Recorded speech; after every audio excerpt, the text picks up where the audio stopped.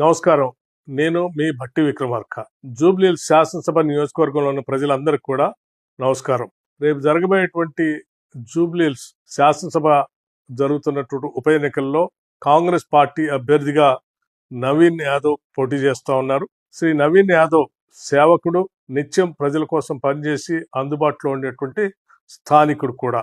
ఎటువంటి పదవులు లేకుండానే అనేక సేవా కార్యక్రమాలు చేసినటువంటి నవీన్ యాదవ్ రేపు మీ అందరి ఆశీస్సులతో శాసనసభకు పంపిస్తే తప్పనిసరిగా పెద్ద ఎత్తున ప్రభుత్వంతో మాట్లాడి జూబ్లీహిల్స్ శాసనసభ అభివృద్ధి కోసం, ఈ నియోజకవర్గంలో ఉన్నటువంటి ప్రజలందరి సంక్షేమం కోసం పనిచేసేటువంటి యువకుడు.